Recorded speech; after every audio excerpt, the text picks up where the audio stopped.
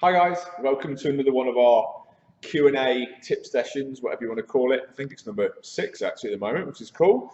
Going along quite well. We're still getting quite a lot of feedback on them, so it's great. Keep sending in questions, keep messaging us or grabbing us when you're in the gym and said, would you go over X, Y, and Z. It's what keeps these interesting, it's why we're doing them. Okay, so tonight's sort of following a little bit with our talk last time about intensity and how we think that's really important when you're training. We're going to talk about what we call our CODS, or circuits of the day. We've been doing them kind of off and on really for a couple of years. I think on this YouTube page there's about 70 videos or so now. They vary in length from sort of 20 minutes to half an hour, and they're designed to be just varied really. The whole point is that we think it up and try and make it something that uses maybe some of the equipment that you might not have seen before. So if you're new, you can hopefully get a bit of a taste of what we like to do. Some of these are a bit more simplistic and you just get on, you do the work, and then you go. We've had good results with them. People that stick with them for sort of 3 or 4 weeks at a time and then move on actually quite enjoy doing them. It stops a lot of the boredom that you can get within your gym. So we think they're a good idea. So tonight's video, we're going to look at how we put together a COD or a circuit. And afterwards, we're going to encourage you guys to start giving us your ideas on what you would do. So we're going to almost go through how I think about putting them together. And then we're then going to encourage you to sort of follow the same kind of format. And perhaps each week we'll put up a member circuit of the week or something like that, and we'll all give it a go. A bit like a gym challenge, really. We can try and get you to be a bit more involved with what you do. Some of the guys already do this, so it would be cool if you know who that are. There's a few of you I can think of straight away that love doing your own circuits in here, which is great. So please write them down, ping them in, hand them to us. Say, can we do this one? We'll have a quick look at it, make sure it's safe, and then we'll put it out. So we'll do that. So how do we put together a circuit of the day? Well, the first thing in my head is I'm thinking, am I going to go for a how many reps and sets am I going to do today, or am I going to try and look at it as it's going to be for a set amount of time? So today's, we're going to keep it quite simple. So this would be quite good for a beginner. And we're going to say it's going to be a 20-minute COD. So all we're just going to put at the top is 20 minutes. And that's just so that you know that whatever you're doing, you start your timer and you work your way through this as much as you can within 20 minutes. Now, if you're at a good fitness level and you are heeding the advice that we talked about with the intensity, you're obviously going to get through quite a lot of this in 20 minutes. If you're quite new or you're just sort of getting your foot in the water on this sort of training, you're not going to do as much. And that's absolutely fine. That's why I like this sort of training, okay? So that's what we're going to do, 20 minutes, and then we're going to work our way through the following exercises. I'll go through this briefly now, and then what we'll do is we'll do a quick demo of this particular COD. I'll segment it together into this video, and then you can give it a try, and then you can let us know what you think. Okay, so in my head, I'm thinking you've already done your foam roller in, if that's your thing. You've already worked on perhaps doing your activation exercises. So we look at kind of maybe shoulders are all loose and warmed up. You're ready to go, right? So you've done your own little pre-warm up. You're ready to go at this. So I'm presuming that that's already been done. Don't walk in out your car, stone cold, and just try and nail this. Warm up a little bit first. If you want some tips on that, that's perhaps another one for another night. We'll probably put a physio in maybe for that. That would be quite helpful. But we'll stick to the fact that you've done your warm up. So in my head, we are going to use the Prowler just because it's something that a lot of people have not used before. Again, we'll demo this at the end. So we're going to do 50-meter Prowler. So 50-meter Prowler. My writing is awful on this, I should imagine. So that's your first exercise. When we demo this, we'll talk about where we put the handles and things, but 50-meter Prowler is a decent amount, okay? We're then going to put in 25-meter Lunge walks, one of my favourite exercises to give my clients. It's quite a long way, 25 minutes. That's the length of our track, by the way, for those of you that aren't perhaps too regular down here. So that takes us, so we've done the 50 metres, that's going to bring us back to our starting position. The 25-metre lunge walk obviously takes us to the opposite end of the track, so we want to bring you back down to the beginning. So we'll then put in 25-metre again, the last one. And we'll put bear crawls in, which again we'll demo all these in a minute if you don't already know what they are. So that first 100 meters is really going to be a big pulse raiser. That 50-meter prowler is obviously very lower body dominant, but the core's working hard. You're having to hold your shoulders up and really push through the weight a bit. Heart rate's going to be booming from that. That's going to work on technique with lower body, and then this is really going to start to get your core and your heart rate up. So those first 3 exercises will really jack your heart rate. Then we're going to put in 3 simple resistance type exercises, okay? So these are not traditional, but they're kind of following on with that intensity, trying to use as much body weight and as much movement as possible. We're going to do 12 push press. So I have to think which way around I've written that then. So push press. The idea of that one is it's going to start to work more the upper body, okay? So we're pushing up and down. Then we're going to do 12 high pulls. My chalk's running out, I think can do such a thing. So we've got the push movements, now we're going to go with the pull movement, high pull, and then we're going to put in 12 weighted crunches. So we've got legs, legs, upper body core, upper body push, legs and upper body, but the pull, and then we've got some weighted crunches to really hit in the abs a little bit, okay? First set, you do that through. The second time round, we don't do 12, we do 10.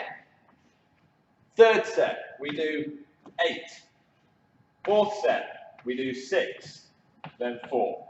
So in your head, you know this is going to get easier the more you do it, okay? That's how our CODS work. You just try and work through that as quickly as you can in 20 minutes, all right? We'll demo this in a second. I like the fact that it's counting down because in your head, you know that physically, the first set is the most difficult one. You've got the most amount of repetitions to do at your freshest. As you're getting more and more tired, the reps are actually coming down. So it's going to feel not easier, but in your head, you can start to think, it's only 10 this time, it's only 8 this time, it's only 6, it's only 4. You may get all of that done in 20 minutes and be sat around thinking, oh, that wasn't too bad. Brilliant. Look back on the intensity video. Look at how we could have made that more difficult. We could have weighted up the prowler to make it a bit slower. We could have put a heavier weight on the push press, heavier weight on the high pulls and the weighted crunches. That, with the right weight, will slow you down, and I would be surprised if you get past sort of 3 or 4 sets maximum. So 1, 2, 3. I'd be surprised if you get down to 4, but we'll put 2 in there just to finish it. That's quite a lot of work to be done, okay? So that's how I think about the prowlers. Heart rate, bit of resistance, back to heart rate, bit of resistance, working through it that way. That's just a real classic way that we do it. That's called a countdown 20-minute circuit. I'll do the demos in a second. So in the first part, we talked about how we were going to put the COD together. In this part, we just need to quickly demo the exercises for you so that you know what you're doing. Now, like I said before, I'm presuming that you've come into this COD, you've done your warm-up, you've done something already to get yourself activated if you've got any issues that we're trying to work through. So you're ready to go. The prowlers that you can see at the bottom, there's a pink one and a black, a pink one and a black one. I can now categorically say after tonight's session that the black one is definitely heavier to push than the pink one. Whether it weighs as much or it's just the friction on the pads, but at the moment, the black is the nastier out of the two. So if you're going to keep that in mind, use the pink or the black. Prowler push, as simple as it gets really. Use the lowest handle, A, because it's the hardest it can be, so you might as well start with that. But probably more importantly, when you're pushing it, if you're on the higher handles, the tendency is that you're pushing it sort of forward and down. If you're on the lowest possible handle driving it through, there's a lot less chance that that prowler is going to tip and dig into the turf. So try and use the lowest ones of it. You don't need to turn them around at the top, you literally just push it down, walk around the back, push it back down the same direction. So that's your 50-meter prowler, easy, can't really overcomplicate that. The next exercise we got on that board was lunge walks. So your lunge walks are kind of as it sounds really, you're going to lunge, but you're walking forward. So a couple of things to note, as you're stepping forward and down, my knee is not coming further forward than my foot. I'm not over pushing forward. So that's just practice and knowing how far that stride length is going to be. And then as I push to come back up, I'm pushing through the heel of my foot. So I'm going to drive up. There's a little bit of push from my back, but most of that is coming through there. Bring my leg through, drop straight back down onto the other side, copy the same movement, and then push again. So on, 25 meters down the track. That's quite tough. If that's really, really causing a problem, two options are you take it out and you put a jog in or something that's not hurting you, or you potentially do to the floor, use your hands to help push you that first part to come back up, but still focus on not letting the knee come too far forward and pushing through the heel as much as you can. So that's your lunge walks, 25 meters, that's the length of the track. The last one of the kind of track-based stuff is bear crawls. So bear crawls, we chuck these into our circuits quite frequently. They're great for upper body, core, just heart rate really.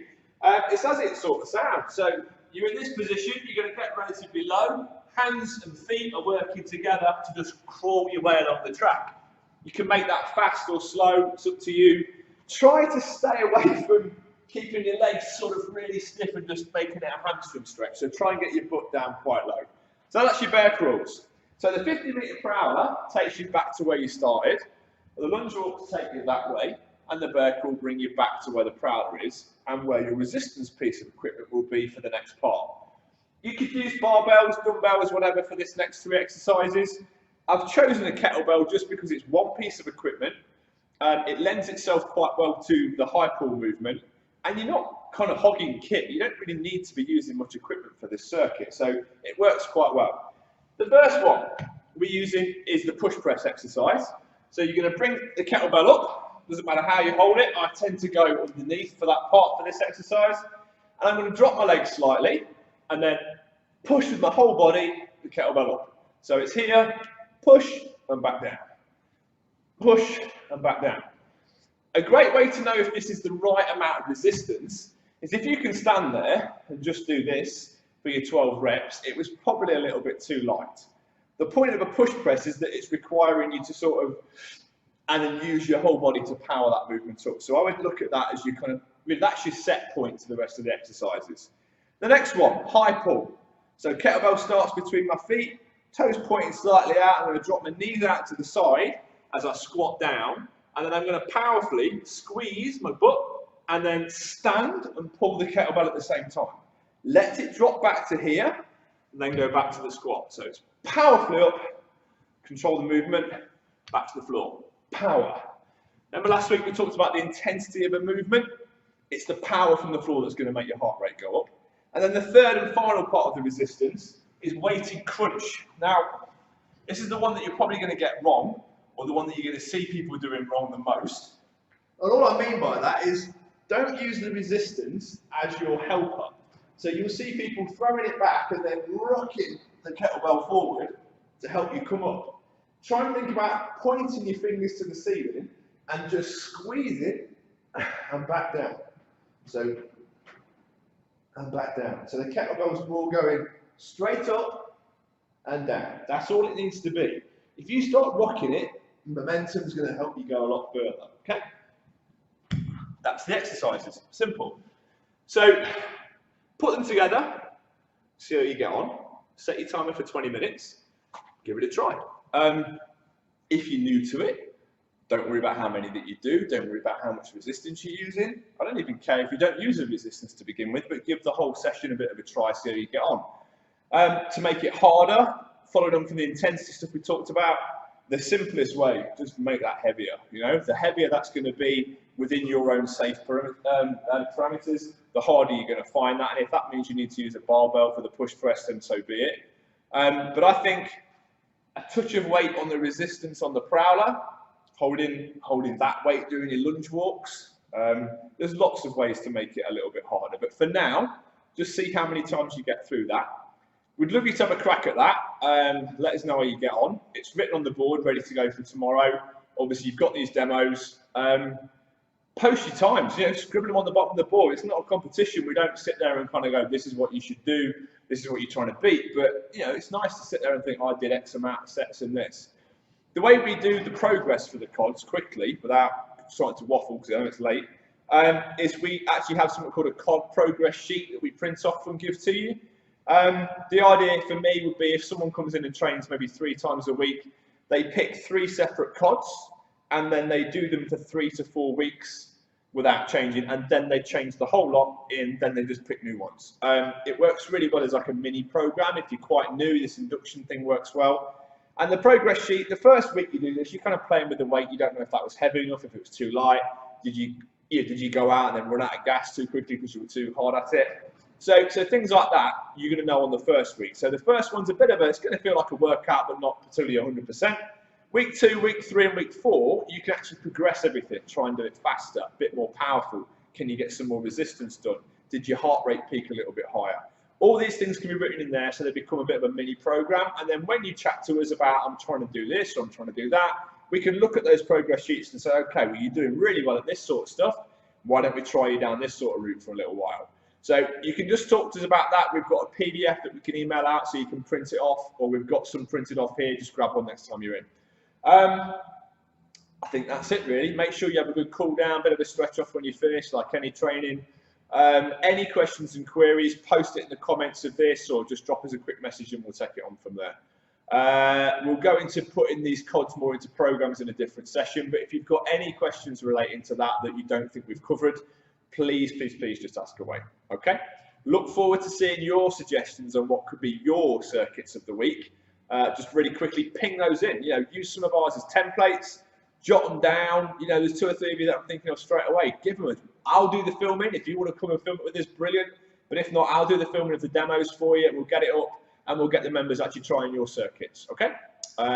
That's it for now. Speak to you again soon. Thanks for watching. Bye-bye.